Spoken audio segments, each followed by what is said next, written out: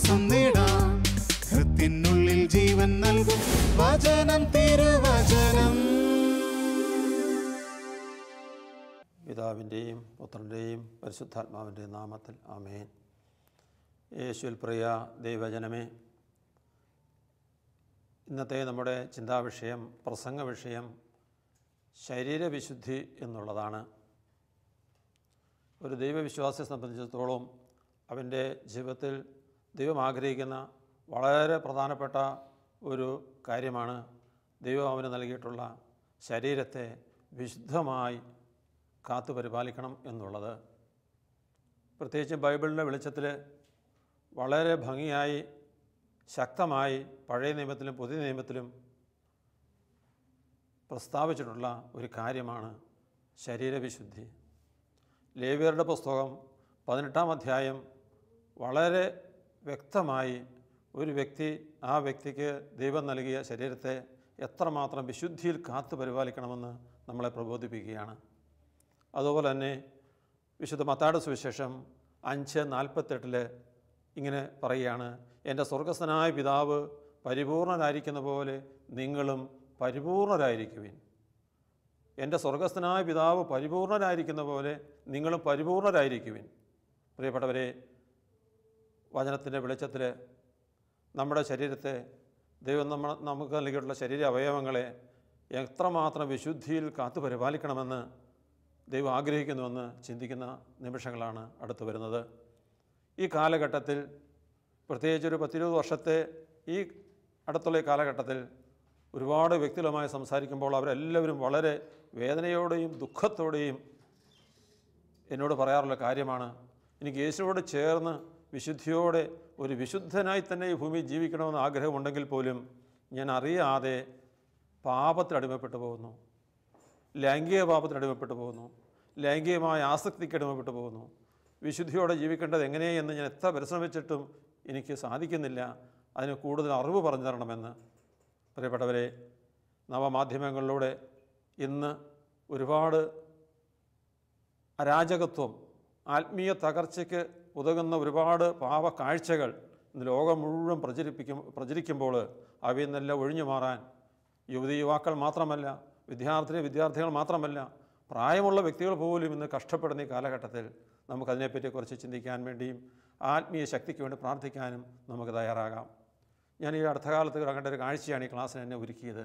ഞാനൊരു ബസ്സിൽ യാത്ര ചെയ്യുമ്പോൾ എൻ്റെ അടുത്തിരിക്കുന്ന ഒരു മധ്യവയസ്കൻ വളരെ കഷ്ടപ്പെട്ട് മൊബൈൽ ഫോൺ കയ്യിലെടുത്ത്, ആ മൊബൈൽ ഫോൺ ആരും കാണാതെ മാറോട് ചേർത്ത്, നെഞ്ചോട് ചേർത്ത്, ഉദരത്തോട് ചേർത്ത് പിടിച്ചുകൊണ്ട് അയാൾ അതിലൂടെ ചീത്ത പടങ്ങൾ കണ്ട് ആസ്വദിക്കുകയാണ്.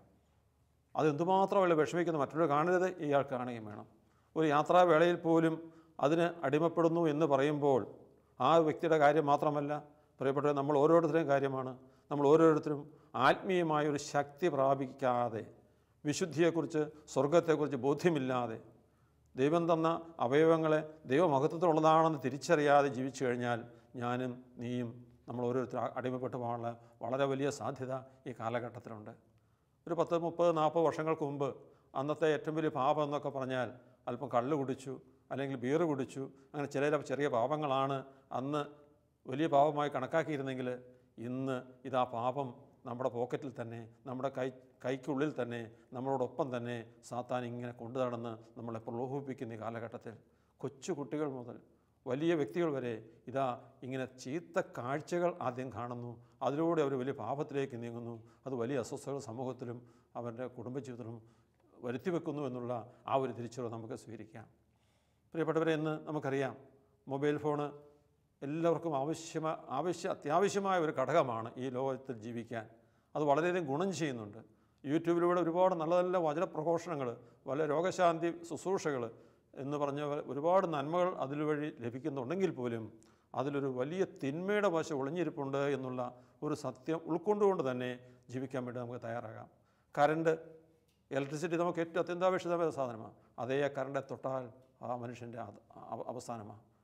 അതുപോലെ തന്നെ ദൈവം നമുക്ക് അനുവദിക്കുന്ന നന്മകളെ ഇന്ന് തിന്മകളാക്കി മാറ്റി സാത്താൻ നമ്മുടെ ജീവിതങ്ങളെ പന്താടുന്ന, അമ്മാനമാടുന്ന ഈ കാലഘട്ടത്തിൽ നമുക്ക് ദൈവവചനം എന്താണ് ഇതിനെപ്പറ്റി പറയുന്നത് നമുക്ക് മനസ്സിലാക്കാം. വിശുദ്ധ മത്തായിയുടെ സുവിശേഷം 5-ാം അധ്യായം 28-ാം വാക്യം പറയുകയാണ്, വിശുദ്ധ മത്തായിയുടെ സുവിശേഷം 5:28 ആസക്തിയോടെ സ്ത്രീയെ നോക്കുന്നവൻ പുരുഷനെ നോക്കുന്നവൻ അവനുമായി അല്ലെങ്കിൽ അവളുമായി വ്യഭിചാരം ചെയ്തു കഴിഞ്ഞു. വളരെ ഭംഗിയായി, വളരെ ക്ലിപ്തതയോടെ ദൈവം നമ്മുടെ മുന്നിൽ പറയുകയാണ്. ഇതിനപ്പുറത്തൊരു വാക്കതിനു വേണ്ടി പറയാനില്ല. ഇങ്ങനെ എന്തൊക്കെയാണ് ലൈംഗിക പാപങ്ങളെന്ന് വിവരിക്കേണ്ടത് ആവശ്യമില്ല. ഇതാ നമുക്ക് ദൈവം തന്ന കണ്ണ്, ആ കണ്ണിലൂടെ ഒരു സ്ത്രീയെ അല്ലെങ്കിൽ മറ്റൊരു പുരുഷനെ പാപചിന്തയോടെ, മ്ലേച്ഛചിന്തയോടെ, ജഡികാസക്തിയോടെ നോക്കേണ്ടുന്ന ഒരവസ്ഥ എനിക്ക് നിനക്ക് ഉണ്ടെങ്കിൽ പ്രിയ സഹോദര സഹോദരി, നീ ദൈവത്തിൽ നിന്ന് വളരെ അകലെയാണ്. നീ എന്തൊരു ആത്മീയ മനുഷ്യനല്ല. നിന്നെ ജഡികാസക്തിയാണ് ഭരിക്കുന്നത്, പിശാചാണ് ഭരിക്കുന്നത്. നിന്നെക്കൊണ്ട് ഇന്നല്ലെങ്കിൽ നാളെ വലിയ പാപത്തിലേക്ക്, തിന്മയിലേക്ക്, നാശത്തിലേക്ക് നയിക്കും എന്നുള്ള വലിയ സത്യം ഈ കാലഘട്ടങ്ങളിൽ, ഈ നാളുകളിൽ പത്രമാധ്യമങ്ങളിലൂടെ നമ്മൾ വായിക്കുക. ഉന്നതരായ വ്യക്തികൾ പോലും, ജാതിമത ഭേദമന്യേ ഒരുപാട് വ്യക്തികൾ ഇന്ന് ജഡിക പാപത്തിൽ അടിമപ്പെട്ട് വലിയ അപകടത്തിലേക്ക് നീങ്ങുന്ന ഈ അവസ്ഥ നമ്മൾ കണ്ടുകൊണ്ടിരിക്കുക. ഇതിൽ നിന്നെല്ലാം പിന്തിരിയണമെങ്കിൽ പ്രിയപ്പെട്ടവരെ, ഞാനും നീയും ദൈവത്തെങ്കിലേക്ക് വരണം, യേശുവിലേക്ക് വരണം. യേശു വരുന്ന പരിശുദ്ധാത്മ ശക്തി സ്വീകരിക്കാതെ സാധ്യമല്ല. വിശുദ്ധ മത്തായിയുടെ സുവിശേഷം 11-ാം അധ്യായം 12-ാം വാക്യം പറയാണ്, സ്നേഹയോഹന്നാൻ്റെ കാലം മുതൽ സ്വർഗരാജ്യം ബലപ്രയോഗത്തിന് വിധേയമാണ്, ബലവാന്മാർ അത് കവിശപ്പെടുത്തുന്നു. ബലം, പരിശുദ്ധാത്മ ബലം, ആത്മപ്രാർത്ഥനയുടെ ബലം ഉള്ളിലുള്ളൊരു വ്യക്തിക്ക് മാത്രമേ എന്ന് പറഞ്ഞാൽ ഈശോയ്ക്ക് ഒന്നാം സ്ഥാനം ജീവിതത്തിൽ കൊടുക്കാൻ കഴിയുന്നൊരു വ്യക്തിക്ക് മാത്രമേ അവൻ ആത്മീയ ശക്തിയാൽ ഈ വക പ്രലോഭനങ്ങളെ അതിജീവിച്ച് ഈശോയോട് ചേർന്ന് ജീവിക്കാൻ സാധ്യമാകൂ. Hallelujah, hallelujah, hallelujah. യേശുവേ നന്ദി, യേശുവേ സ്തോത്രം. വിശുദ്ധ ലൂക്കായുടെ സുവിശേഷം 11:34 വളരെ ശക്തമായ ഒരു നിർദ്ദേശം നമുക്ക് നൽകുകയാണ്. ഈ വിശുദ്ധ ജീവിതത്തിന് ഉതകുന്ന അതിശക്തമായ സുവിശേഷ ഭാഗമാണ് വിശുദ്ധ ലൂക്കായുടെ സുവിശേഷം 11:34. അവിടെ ഇപ്രകാരം പറയുകയാണ്, കണ്ണാണ് ശരീരത്തിൻ്റെ വിളക്ക്, കണ്ണ് കുറ്റമറ്റതെങ്കിൽ ശരീരം മുഴുവൻ പ്രകാശിക്കും. നിൻ്റെ കണ്ണ് കുറ്റമറ്റതെങ്കിൽ, നിൻ്റെ കണ്ണ് നീ സൂക്ഷിക്കുന്നെങ്കിൽ, ഈ കണ്ണ് ദൈവം ആഗ്രഹിക്കുന്ന പോലെ നീ വിനിയോഗിക്കുന്നെങ്കിൽ നിൻ്റെ ശരീരം മുഴുവൻ കുറ്റമറ്റതായിരിക്കും. അടിവരയിട്ട് ദൈവവിശ്വാസി, ഒരു ക്രിസ്തു വിശ്വാസി മനസ്സിൽ കൂറിയിടേണ്ട വാക്കാണ്, വചനമാണ്. നിൻ്റെ കണ്ണ് കുറ്റമറ്റതെങ്കിൽ നിൻ്റെ ശരീരം മുഴുവൻ പ്രകാശിക്കും. അത് വീണ്ടും പറയാണ്, കണ്ണ് ദൂഷിച്ചതെങ്കിൽ നീ ഇരുട്ടിലായിരിക്കും, നിൻ്റെ ശരീരം മുഴുവൻ ഇരുട്ടിലായിരിക്കും. നീ ഏത് പാപത്തിലേക്കും പിശാച് നമ്മളെ നയിക്കുന്നത് ദൈവം നമുക്ക് അന്ന് ഏറ്റവും വലിയ താലന്തായ കണ്ണിലൂടെയാണ്. പ്രിയപ്പെട്ടവരെ, ഒരിക്കൽ ഒരു ധ്യാനത്തിൽ ഒരു പയ്യൻ പറയുകയാണ്, ചെറുപ്പക്കാരൻ പറയുക, ഈ കണ്ണിന് മുന്നിൽ കാര്യങ്ങളൊക്കെ വരുമ്പോൾ ഞാൻ എങ്ങനെ കാണാതിരിക്കുന്നത്? ഈ കണ്ണിന് മുന്നിൽ കാഴ്ചകളൊക്കെ കാണുമ്പോൾ എങ്ങനെ കാണാതിരിക്കുന്നത്? വീണ്ടും മറ്റൊരു പയ്യൻ പറയാണ്, ഈ സെക്സൊക്കെ ദൈവം അനുവദിച്ചുകൊണ്ടല്ലേ ഞങ്ങൾ പാപം ചെയ്യേണ്ടി വരുന്നത്? ധ്യാനത്തിലൂടെ ബ്രദർ ഇങ്ങനെ ലൈംഗിക പാപം ചെയ്യരുത്, അശുദ്ധി ഇതശുദ്ധി എന്നൊക്കെ പ്രസംഗിക്കുന്നുണ്ട്. ഈ ലൈംഗികത ഞങ്ങൾക്ക് നൽകിയത് ഇതുള്ളതുകൊണ്ടല്ലേ ഞങ്ങൾ പാപം ചെയ്യുന്നത്? ഈ ദൈവം ഇത് അനുവദിച്ചുകൊണ്ടല്ലേ പാപം ചെയ്യുന്നത്? ഞാൻ അവനോട് ഇങ്ങനെ ചോദിച്ചു, മോനെ, നിനക്ക് ദൈവം കണ്ണ് തന്നില്ലായിരുന്നെങ്കിൽ നീ എന്തായാലും നിൻ്റെ അവസ്ഥ? നിനക്ക് ദൈവം കണ്ണ് തന്നതാണോ നിനക്ക് ദൈവത്തിൻ്റെ കുറ്റം? ഈ ലോകം മുഴുവൻ കണ്ട് ദൈവത്തിന് നന്ദി പറഞ്ഞ് ദൈവത്തിൻ്റെയോടൊപ്പം ചേർന്ന് വചനം വായിച്ച് നന്മ ചെയ്ത് ജീവിക്കാൻ നിനക്ക് ദൈവം കണ്ണ് നൽകിയതാണോ ദൈവത്തിനെ പറ്റിയ അബദ്ധം? വീണ്ടും ഞാൻ ചോദിച്ചു, സെക്സാണോ നിനക്ക് പറ്റിയ പ്രശ്നം? അടുത്ത കൂട്ടുകാരൻ പറയാം, സെക്സ് ദൈവം തന്നിട്ടല്ലേ ഞങ്ങളിത് ചെയ്യുന്നത്. പ്രിയപ്പെട്ടവരെ, ഞാൻ ചോദിച്ചു, മോനെ, നിൻ്റെ പപ്പായ്ക്കും മമ്മിക്കും സെക്സ് ദൈവം നൽകിയില്ലായിരുന്നെങ്കിൽ നീ ഉണ്ടാകുമായിരുന്നോ? ഈ സെക്സ് ദൈവം നൽകിയതിന് ഒരു കാരണമുണ്ട്. ആദത്തെ ഹവ്വയും സൃഷ്ടിച്ച ദൈവം, ആദത്തെയും ഹവ്വയും സൃഷ്ടിച്ച ദൈവം അതിനുശേഷം ആ സൃഷ്ടികർമ്മം മനുഷ്യനെ തന്നെ ഏൽപ്പിച്ചു. പുരുഷനെയും സ്ത്രീയുമായി ദൈവം സൃഷ്ടിച്ചു. അതാ പ്രായത്തിൻ്റെ തികവിൽ സഭയുടെ മുന്നിൽ അവർ വിവാഹിതരാകുന്നു. ആ വിവാഹശേഷം അവരതാ ദൈവത്തിൻ്റെ സന്നിധിയിൽ പ്രാർത്ഥിച്ച് ഒരുങ്ങി ദാമ്പത്യ ബന്ധത്തിലേർപ്പെട്ടുകൊണ്ടല്ലേ നീ ഇന്ന് ജനിച്ചിരിക്കുന്നത്, നീ ഇന്ന് ജീവിച്ചിരിക്കുന്നത്. പ്രിയപ്പെട്ടവരെ, ദൈവം തന്ന നിരവധിയായ ദാനങ്ങളെ ദൈവം എങ്ങനെയാണ് അതിനെ കാണാൻ ആഗ്രഹിക്കുന്നത്, ദൈവം എന്തിനു വേണ്ടിയാണ് തന്നത് എന്നുള്ള ബോധ്യമില്ലാതെ, ആത്മീയ ചിന്തയില്ലാതെ, ഓരോ കാരണങ്ങൾ പറഞ്ഞ് മറ്റുള്ളവരെ കുറ്റപ്പെടുത്തി, ദൈവത്തെ കുറ്റപ്പെടുത്തി, സ്വാർത്ഥ നേട്ടങ്ങൾക്ക് വേണ്ടി, മ്ലേച്ഛ നേട്ടങ്ങൾക്ക് വേണ്ടി, ജഡിക സംതൃപ്തിക്ക് വേണ്ടി ഇന്ന് മനുഷ്യൻ ദുരുപയോഗം ചെയ്യുമ്പോൾ ദൈവം എത്രമാത്രം വേദനിക്കുന്നു. കാരണം സൊദോം ഗൊമോറയിലേക്ക് നമുക്ക് തിരിയാം. പ്രിയപ്പെട്ടവരെ, സൊദോം ഗൊമോറ, അവിടുത്തെ പാപം എന്താ? പുരുഷൻ പുരുഷനുമായും സ്ത്രീയും സ്ത്രീയുമായും മ്ലേച്ഛ പാപത്തിലേർപ്പെട്ടിരിക്കുക. ആ ഒരു വലിയ തിന്മ ദൈവത്തിന് സഹിക്കാൻ പറ്റാത്ത തിന്മയാണ്. കാരണം ദൈവം അതിവിശിഷ്ടമായ ദാനങ്ങൾ നൽകി, സെക്സ് നൽകി മനുഷ്യനെ സൃഷ്ടിച്ചിരിക്കുന്നത് ഇതുപോലെ പാപത്തിൽ മുഴുകി സന്തോഷിക്കാനല്ല. ദൈവം ആ പട്ടണത്തെ ഗന്ധവും തീയും ഇറക്കി നശിപ്പിച്ചു. അബ്രാഹാം പറഞ്ഞില്ലേ, അബ്രാഹാം മധ്യസ്ഥം പ്രാർത്ഥിച്ചില്ലേ, അബ്രാഹാമേ, ദൈവമേ, ഒരു 50 നല്ലവരെങ്കിലും അവിടെ ഉണ്ടെങ്കിൽ അതിനെ ഓർത്ത് ആ നഗരം നശിപ്പിക്കല്ലേ. അബ്രാഹാം വേദനയോടുകൂടി ദൈവത്തിരുസത്തിൽ പ്രാർത്ഥിച്ചു. ഇല്ല അബ്രാഹാമേ, നിൻ്റെ പ്രാർത്ഥന ഞാൻ കേട്ടിരിക്കുന്നു. അബ്രാഹത്തിന് സംശയം 50 പേരുണ്ടോയെന്ന്. അബ്രാഹാം പറഞ്ഞു വീണ്ടും, ദൈവമേ, ഞാൻ ഒന്നുകൂടെ പറഞ്ഞോട്ടെ, ഒരു 40 നല്ലവരെങ്കിലും അവിടെ ഉണ്ടെങ്കിൽ നീ അവരെ ഓർത്ത് ആ പട്ടണം നശിപ്പിക്കല്ലേ. ദൈവം അതും കേട്ടു. അപ്പോൾ അബ്രാഹാം സംശയം അവിടെ 40 ഉണ്ടെങ്കിലോ. പ്രിയപ്പെട്ടവരെ, അങ്ങനെ 10 പേരിലേക്ക് അബ്രാഹാം പ്രാർത്ഥിച്ചുരുങ്ങി. 10 പേരെങ്കിലും അവിടെ നല്ലവരുണ്ടാകും. പ്രിയപ്പെട്ടവരെ, 10 പേര് പോലും ദൈവത്തോടൊപ്പം ജീവിക്കാനുണ്ടായിരുന്നില്ല. പാപത്തിൽ, ജഡികാസക്തിയിൽ, മ്ലേച്ഛതയിൽ ജീവിക്കുന്ന ജനത്തെ ദൈവം ഗന്ധവും തീയും ഇറക്കി നശിപ്പിച്ചു. ഇന്ന് ആ പട്ടണം ചാവുകടലായി മാറിയിരിക്കുകയാണ്. വർഷങ്ങൾക്ക് മുമ്പ് ആ ചാവുകടൽ നേരിട്ട് പോകുവാൻ എനിക്ക് ഭാഗ്യം ലഭിച്ച വ്യക്തിയാണ്. ആ ചാവുകടലിൻ്റെ മുകളിൽ കടലിൽ ഡെൻസിറ്റി കൂടിയ വെള്ളമാണ്. മനുഷ്യൻ്റെ അസ്ഥി ഉരുകിയ ആ ഒരു നെയ് കെട്ടിക്കിടക്കുന്ന പോലത്തെ ജലത്തിൽ നമ്മൾ ഡെൻസിറ്റി കൂടിയ വെള്ളത്തിൽ മനുഷ്യൻ അവിടെ താഴാൻ പറ്റുന്നില്ല, കുളിക്കാൻ പോലും പറ്റുന്നില്ല. പ്രിയപ്പെട്ടവരെ, ദൈവം വലിയ മുന്നറിയിപ്പ് നൽകുകയാണ്. ഇന്ന് ഈ കാലഘട്ടത്തിൽ പ്രായഭേദമന്യേ ഒരുപാട് വ്യക്തികൾ, ആത്മീയമായി പ്രവർത്തിക്കുന്നവർ പോലും ഇന്ന് പിശാച് അടിമപ്പെടുത്തുന്ന മേഖലയാണ് സെക്സിൻ്റെ ദുരുപയോഗം. ദൈവം എന്തിനായിട്ടാണ് സെക്സ് നൽകിയതെന്നറിയാതെ ഒരുപാട് വ്യക്തികൾ അടിമപ്പെടുമ്പോൾ ദൈവം വേദനിക്കുക. അതിൽ നിന്ന് പിന്തിരിയാനുള്ള മാർഗ്ഗങ്ങളെപ്പറ്റി നമുക്ക് ചിന്തിക്കാം. പ്രിയപ്പെട്ടവരെ, അതിൽ നിന്ന് പിന്തിരിയാണ് ദൈവം ആഗ്രഹിക്കുന്നുണ്ട്. എന്താണ് എൻ്റെ മാർഗം? അതിനുള്ള മാർഗം പ്രിയപ്പെട്ടവരെ നമുക്കറിയാം. മരിയാകുര്യത്തി എന്ന വിശുദ്ധ 14 വയസ്സ് പ്രായം അവളുടെ അമ്മ അവൾക്ക് ആത്മീയ ചിന്തകൾ കൊടുത്തു. മകളെ, ഈശോ കുരിശിൽ മരിച്ചത് നിന്നൊരു വിശുദ്ധയാക്കാനാണ്. മരിക്കേണ്ടി വന്നാലും മകളെ നീ പാപം ചെയ്യരുത്, ഈശോയോട് ചേർന്ന് ജീവിക്കണം. നിൻ്റെ ശരീരം ദൈവത്തിൻ്റെ ആലയമാണ് മകളെ. ഈ മകൾക്ക് വേണ്ടുന്ന വേദപാഠം, വിശുദ്ധിയുടെ വേദപാഠം, സ്വർഗത്തിൻ്റെ വേദപാഠം ആ അമ്മ അവളെ പഠിപ്പിച്ചു. ആ പാവപ്പെട്ട പെൺകുട്ടി അവരുടെ വീട്ടുടമസ്ഥനായ അലക്സാണ്ടർ, സുന്ദരനായ അലക്സാണ്ടർ, ഈ സുന്ദരിയായ പെൺകുട്ടിയുടെ അടുത്ത് നിരന്തര പ്രലോഭനമായിട്ട് കടന്നു ചെന്നു.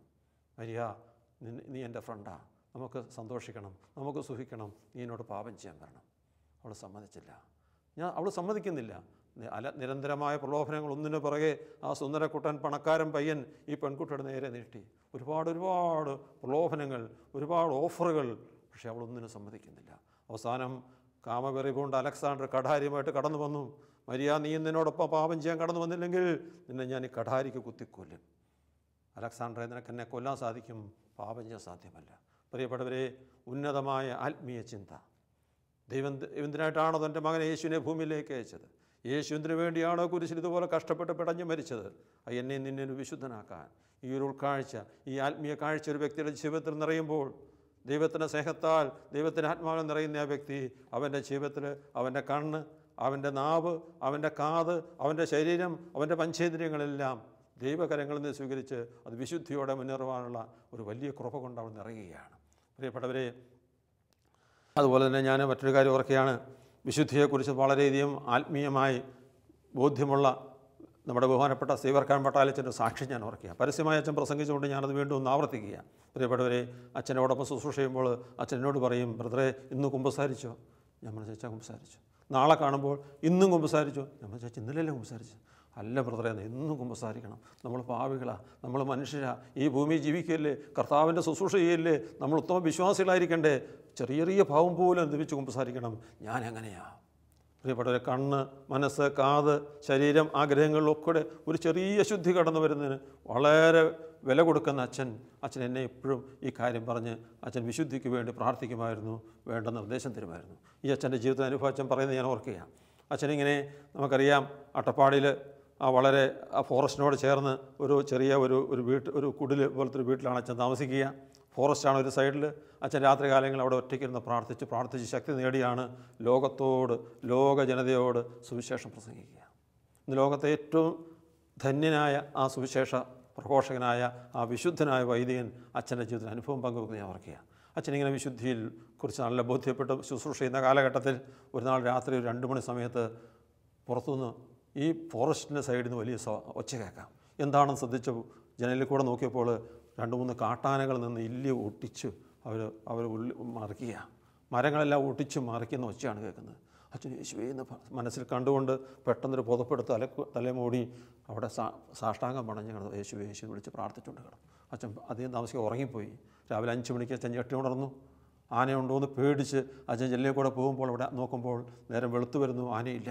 എന്നാൽ ബൈബിള് കയ്യിലെടുത്ത് പെട്ടെന്ന് കുടയെടുത്ത് വാതിൽ തുറന്ന് എന്നാൽ താഴത്തെ പള്ളിയിലേക്ക് പോയേക്കാമെന്ന് വിചാരിച്ച് അച്ഛൻ പെട്ടെന്ന് മുന്നോട്ട് കുതിക്കുമ്പോൾ വാതിൽ തുറന്ന് പുറത്തിറങ്ങുമ്പോൾ ഈ വാതപ്പടിയിൽ ഒരു വലിയ വാഴക്കൊല ഈ കാട്ടാന കടിച്ചു പറിച്ച് ഒടിച്ചു വെച്ചിരിക്കുക. ആന അവിടെ ഇല്ലതാനും. അച്ഛന് വലിയ അതിശയം. ദൈവമേ, ഒരു ആനയുടെ വാഴയ്ക്ക കിട്ടിയാൽ, വാഴപ്പഴം കിട്ടിയാൽ ആന ചെയ്യേണ്ടത് എന്താ? ഇപ്പോൾ ഇവിടെ എന്താ ചെയ്തിരിക്കുന്നത്? അച്ഛന് വലിയ ആശ്ചര്യമായി. കേൾക്കുന്ന എനിക്കും വലിയ ആശ്ചര്യം തോന്നി. അച്ഛൻ അന്ന് പ്രാർത്ഥിച്ച അച്ഛനെ കിട്ടി വചനവിധ പ്രിയപ്പെട്ടവരെ, ജോബിൻ്റെ പുസ്തകം 5:23. ജോബിൻ്റെ പുസ്തകം 5:23. വിശുദ്ധിയോടെ ജീവിക്കുന്നവരെ കാട്ടുമൃഗങ്ങൾ പരിചരിക്കും. വിശുദ്ധിയോടെ ജീവിക്കുന്നവരെ കാട്ടുമൃഗങ്ങൾ പോലും പരിചരിക്കും. പ്രിയ സഹോദരാസഹോദരി, നീ വില കൊടുക്കൂ. നിൻ്റെ ജീവിതത്തിൽ ദൈവത്തിന് ഇഷ്ടമല്ലാത്ത കാഴ്ചകൾ, ദൈവത്തിന് ഇഷ്ടമില്ലാത്ത ചിന്തകൾ, ഇവയെന്നെല്ലാം ഓടിയകലൂ. യേശുവിനോട് ചേർന്ന് ജീവിക്കൂ. വിശുദ്ധി ജീവിക്കാനുള്ള കൃപ ദൈവം തരും. ദൈവത്തിൻ്റെ പരിശുദ്ധാത്മ നൽകും. അത് എൻ്റെ ജീവിതത്തിലെ ഒരുപാട് അനുഭവങ്ങളാണ്.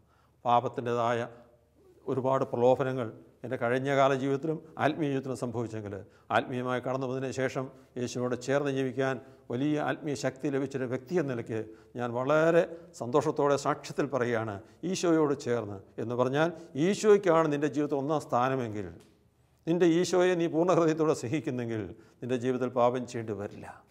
പാപം ചെയ്യാൻ ദൈവം അവസരം തരില്ല. പരിശുദ്ധാത്മാവ് നിന്നെ ശക്തിപ്പെടുത്തും. അഥവാ ഒരു ചെറിയ പാപത്തിലെങ്കിലും പെട്ടുപോയാൽ ഉടൻ തന്നെ അനുഭവിക്കാനും യേശുവിലേക്ക് തിരിയാനുള്ള കൃപ ദൈവം നിനക്ക് നൽകും. ഹല്ലേലൂയാ, ഹല്ലേലൂയാ. യേശുവേ നന്ദി, യേശുവേ സ്തോത്രം. പ്രിയപ്പെട്ടവർ, ഞാനിത് ഈ കാലഘട്ടത്തിൽ, ഈ കഴിഞ്ഞ 27 വർഷത്തെ സുവിശേഷകരുടെ കാലഘട്ടത്തിൽ ഒരുപാട് വ്യക്തികളുമായി ഇടപഴകിയതിൻ്റെ വെളിച്ചത്തെ ഞാൻ പറയുകയാണ്. ശരീരവിശുദ്ധിക്ക് സ്വർഗം വളരെ വലിയ വില നൽകുന്നുണ്ട്.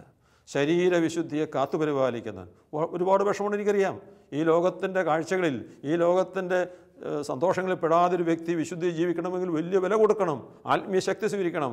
പക്ഷേ ആ വിലയ്ക്ക് സ്വർഗം 100 ഇരട്ടി പ്രതിഫലം നൽകി നിൻ്റെ ജീവിതത്തെ അനുഗ്രഹിക്കുമെന്നുള്ളത് ഒരുപാട് പേരുടെ സാക്ഷ്യത്തിൽ ഞാൻ പറയുകയാണ്. എനിക്കറിയാവുന്നൊരു പെൺകുട്ടി കോളേജിലൊക്കെ പഠിക്കുന്ന കാലത്ത് ആ സുന്ദരിയായ പെൺകുട്ടിയെ ഒരുപാട് പേര് പ്രലോഭിപ്പിക്കാൻ നോക്കി, പാവത്തിന് വേണ്ടി പ്രേരിപ്പിച്ചു. പല ഓഫറുകളോളം പിന്നെ വന്നു. വലിയ പണക്കാർ, വലിയ സുന്ദരന്മാർ, വലിയ കക്ഷികൾ വരെ പല വിധത്തിലും ഓഫറുകൾ വന്നു. പക്ഷെ അവൾ ഒന്നിനും സമ്മതിക്കാതെ വിശുദ്ധിയോടെ വിശുദ്ധ കുർബാനയെ ആശ്രയിച്ച് പ്രാർത്ഥിച്ച് പരിശുദ്ധ അമ്മയുടെ സ്നേഹത്തിൽ ജീവിച്ച പെൺകുട്ടി, ആ പെൺകുട്ടിയുടെ ജീവിതത്തിലേക്ക് ദൈവം നൽകിയ അനുഗ്രഹങ്ങളൊന്നായി ഞാൻ ഓർക്കുക. പ്രിയപ്പെട്ടവരെ, ആ പെൺകുട്ടിക്ക് ആദ്യമായിട്ടൊരു വിവാഹാലോചന വന്നു. ആദ്യ പുരുഷൻ തന്നെ അവളെ കല്യാണം കഴിച്ചു. അതോ അവളുടെ ജീവിതത്തിൽ അവൾ ആഗ്രഹിക്കാൻ വളരെ വലിയൊരു സമ്മാനമായിരുന്നത്. നിരവധി വ്യക്തികളുടെ കാര്യങ്ങൾ എനിക്കറിയാം. പ്രിയപ്പെട്ടവരെ, വളരെ വലിയൊരു പ്രാർത്ഥന തന്നെയാണ്. വളരെ ദൈവത്തിന് ഇഷ്ടപ്പെട്ട ജീവിതമാണ് ഒരു വ്യക്തി ദൈവത്തിന് നൽകിയ കണ്ണിനെ വിശുദ്ധിയോടെ സൂക്ഷിച്ച് പരിപാലിച്ച് ജീവിക്കുന്നത്. ഹല്ലേലൂയാ, ഹല്ലേലൂയാ. യേശുവേ നന്ദി, യേശുവേ സ്തോത്രം, ദൈവമേ നന്ദി. യേശുപ്രിയ സഹോദരസഹോദരി, നമ്മുടെയൊക്കെ ജീവിതത്തിൽ ദൈവം നമ്മളോട് സംസാരിക്കാൻ ആഗ്രഹിക്കുക. ദൈവം നമ്മളോട് നമ്മുടെ ജീവിതത്തിൽ ഇടപെടാൻ ആഗ്രഹിക്കുകയാണ്. ഞാനിന്ന് ഈ വിശുദ്ധിക്ക് വേണ്ടി ആഗ്രഹിക്കുമ്പോൾ ഈശോ നമ്മുടെ ജീവിതത്തിൽ ഇറങ്ങി വന്ന് പെട്ടെന്ന് ഉത്തരം നൽകും. ഹല്ലേലൂയാ, ഹല്ലേലൂയാ. യേശുവേ നന്ദി, യേശുവേ സ്തോത്രം, ദൈവമേ നന്ദി, ദൈവമേ സ്തോത്രം. യേശു പ്രിയ സഹോദരി, ഞാൻ മറ്റൊരു കാര്യം കൂടെ പറയാൻ ആഗ്രഹിക്കുകയാണ്. ഇങ്ങനെ ഒരുപാട് വ്യക്തികൾ ജഡിക താല്പര്യത്തിന് അടിമപ്പെട്ട് ഒരുപാട് കഷ്ടപ്പെടുന്ന കാലഘട്ടമാണ്. ആത്മീയരായ വ്യക്തികൾ പോലും, വിശ്വാസികളാണ്, ആത്മീയത ശരിക്കും കിട്ടാത്തതുകൊണ്ട് വിശുദ്ധിയിൽ ജീവിക്കാൻ ആഗ്രഹിക്കുന്ന വിശ്വാസികൾ അവർ ആത്മീയമായ കാഴ്ചപ്പാടിലേക്ക് കടന്നു വരുന്നില്ല. അവർ വിശ്വാസികളാണ്, പള്ളിയിൽ പോകുന്നുണ്ട്, പ്രാർത്ഥിക്കുന്നുണ്ട്, എങ്കിൽ പോലും ആ ഉന്നതരായ പലരോട് പറയുകയാണ്, എനിക്കെൻ്റെ ശരീരത്തെ മനസ്സിനെ നിയന്ത്രിക്കാൻ പറ്റുന്നത് വെറുതെ എന്ത് ചെയ്യണം? അതേപോലെ ഞാനൊരു വ്യക്തിക്ക് വേണ്ടി പ്രാർത്ഥിച്ചപ്പോൾ ഈശോ തന്നിരിക്കുന്ന സന്ദേശം ഇതാണ്. യോഹന്നാൻ്റെ സുവിശേഷം 4-ാം അധ്യായം. യോഹന്നാൻ്റെ സുവിശേഷം 4-ാം അധ്യായത്തിലാണ് ഇതുപോലെ ജഡികമായ ആസക്തിക്ക് അടിമപ്പെട്ട ഒരു പെൺകുട്ടിയെ ഈശോ അതിൽ നിന്ന് മോചിപ്പിക്കുന്ന സാക്ഷ്യം. പ്രിയപ്പെട്ട വളരെ പ്രസക്തമായി കാലഘട്ടത്തിൽ വളരെ പ്രസക്തമാണ്. ആ യോഹന്നാൻ്റെ സുവിശേഷം 4-ാം അധ്യായത്തിൽ സമറിയാക്കാരി സ്ത്രീ, അവൾ ഇങ്ങനെ ജഡികാസക്തിക്ക്, ഈ ലോക സന്തോഷങ്ങൾക്ക് ഒരു സ്നേഹം ലഭിക്കുന്നതിന് വേണ്ടി അവളിങ്ങനെ നെട്ടോട്ടം പോകുന്ന കാലഘട്ടത്തിൽ സ്നേഹത്തിന് വേണ്ടി തപ്പിപ്പിടിച്ചു. ഭർത്താക്കന്മാരെണ്ണം കൂട്ടിക്കൊണ്ടിരുന്നു. 1, 2, 3, 4, 5, 6. ഒരു പുരുഷനെ കാണുമ്പോൾ ഇവനായിരിക്കും എൻ്റെ നല്ല ഭർത്താവ്, ഇവനായിരിക്കും എന്നെ സ്നേഹിക്കുന്നവൻ. കുറച്ച് കഴിയുമ്പോൾ പോരാ മറ്റൊരു പുരുഷൻ. അങ്ങനെ 3-4-5-6 ഭർത്താക്കന്മാരെ തപ്പി നടന്നൊരു പെൺകുട്ടിയുടെ കഥ അറിഞ്ഞ ദൈവമായ യേശു ക്രിസ്തു ആ സിക്കറ പട്ടണത്തിൽ യാക്കോബിൻ്റെ കിണറ്റിൻകരയിൽ കാത്തിരുന്നു, ആ മകളുടെ കഷ്ടപ്പാട് മനസ്സിലാക്കിക്കൊണ്ട്. ഒന്ന് ഓർത്ത് നോക്കി, നമ്മുടെ ജീവിതത്തിൽ ഇതുപോലെ ഗതികേട് വന്നാൽ നമ്മുടെ അവസ്ഥ എന്താ? അതൊരു വലിയ ഗതികേടായത്. ഈ ആസക്തിയുടെ ചിന്ത, പാപത്തിൻ്റെ ചിന്ത, മ്ലേച്ഛതയുടെ ചിന്ത ഒരു മനുഷ്യൻ്റെ മനസ്സിൽ കയറിയാൽ ആ മനുഷ്യന് പിന്നെ അവസാനം നിരാശയിൽ പോകും. ഈ മകളുടെ കഷ്ടപ്പാടറിഞ്ഞ യേശു അവളോട് പറയുകയാണ്, മകളെ, നീ ഇപ്പോൾ കുടിക്കുന്ന ഈ ജലം കുടിച്ചാൽ നീ ഇനിയും ദാഹിക്കും. നീ ഇപ്പോൾ ജീവിക്കുന്ന ജീവിതം നയിച്ചാൽ നീ ഒരു ആത്മീയ സ്ത്രീയല്ല, നീ ഒരു ജഡിക സ്ത്രീയാണ്. നീ ഇങ്ങനെ ഭർത്താക്കന്മാരെ എണ്ണം കൂട്ടി പോയാൽ നിൻ്റെ ജീവിതം നാശത്തിലേക്ക് പോകും, നിനക്ക് ഇനിയും ദാഹിക്കും. എന്നാൽ ഞാൻ തരുന്ന നിത്യജീവൻ്റെ ജലം, സ്വർഗത്തെക്കുറിച്ചുള്ള പ്രത്യാശ, വിശുദ്ധിയെക്കുറിച്ചുള്ള പ്രത്യാശ, മരണാനന്തര ജീവിതത്തെക്കുറിച്ചുള്ള ആഗ്രഹം മനസ്സിൽ നീ സന്തോഷത്തോടെ സ്വീകരിച്ച് നീ വിശുദ്ധിക്ക് വേണ്ടി പ്രാർത്ഥിച്ചാൽ, പരിശുദ്ധാത്മാനെ സ്വീകരിച്ചാൽ നിനക്കിനി ദാഹിക്കില്ല. പ്രിയ സഹോദര സഹോദരി, ഇത് കേട്ടുകൊണ്ടിരിക്കുന്ന ഓരോ വ്യക്തിയോടും യേശുനാമത്തിൽ ഞാൻ എൻ്റെ സ്നേഹവചനത്തിൻ്റെ ശക്തിയാൽ ദൈവം എനിക്കെന്ന കൃപയുടെ അഭിഷേകത്തെ ഞാൻ പറയുകയാണ്. ദൈവം ആഗ്രഹിക്കുന്നത് പറയുകയാണ്. പരിശുദ്ധാത്മ ശക്തിയാൽ ഞാൻ പറയുകയാണ്. പ്രിയ സഹോദര സഹോദരി, നീ ഒന്ന് മാറി ചിന്തിക്കുക, ഒന്ന് മാറ്റി ചിന്തിക്കുക. ഒരു കന്നുകാലിയെ പോലെ ആളയെ പോലെ ചത്തുടങ്ങി തീരേണ്ടതല്ല നിൻ്റെ ജീവിതം. വിശുദ്ധിയോടെ ജീവിച്ച് നീ ഒരു വിശുദ്ധിയായി തീരേണ്ടവനാണ്, വിശുദ്ധനായി തീരേണ്ടവനാണ്. ഈ ബോധ്യത്തോടെ പാപത്തെ പാപസന്തോഷങ്ങളെ പുറത്തുപേക്ഷിച്ച് സ്വർഗ്ഗ ലക്ഷ്യമാക്കി എനിക്കൊരു വിശുദ്ധനാകണമേ എന്ന് പ്രാർത്ഥിച്ചു തുടങ്ങി, എനിക്കൊരു വിശുദ്ധയാണ് പ്രാർത്ഥിച്ചു തുടങ്ങി. ഈ ജഡികാസക്തി നീ അറിയാതെ തന്നെ നിന്നിൽ നിന്ന് വിട്ടുപോകും, നിന്നിൽ നിന്നല്ലെങ്കിൽ നാളെ വിട്ടുപോകും. ഓരോ ധ്യാനത്തിലൂടെ, ഒരു വ്യക്തിയിലൂടെ, ഒരു ബലിയർപ്പണത്തിലൂടെ നിന്നെ വിശുദ്ധീകരിച്ച് നിന്നെ ഒരു വിശുദ്ധനാക്കി മാറ്റും. ഒരു നിമിഷം നമുക്ക് പ്രാർത്ഥിക്കാം. കാരണവാനായ നല്ല ദൈവമേ, ഞങ്ങളുടെ ജീവിതത്തെ പൂർണ്ണമായി സമർപ്പിക്കുന്നു. അങ്ങ് ഞങ്ങളുടെ ജീവിതം നൽകിയിട്ടുള്ള എല്ലാ ശരീര അവയവങ്ങളെ ഓർത്ത് നന്ദി പറയുന്നു. ഈശോയെ, ഈ അവയവങ്ങളിലൂടെ ദൈവത്തെ മഹത്വപ്പെടുത്തിക്കൊണ്ട് വിശുദ്ധിയോടെ ജീവിച്ചുകൊണ്ട് ഒരു വിശുദ്ധനായി തീരുവാൻ, വിശുദ്ധിയായി തീരുവാൻ പരിശുദ്ധാത്മാവിൻ്റെ ശക്തി ഞങ്ങൾക്ക് ഓരോരുത്തർക്കും നൽകണമേ. പിതാവിൻ്റെയും പുത്രൻ്റെയും പരിശുദ്ധാത്മാവിൻ്റെ നാമത്തിൽ ആമേൻ.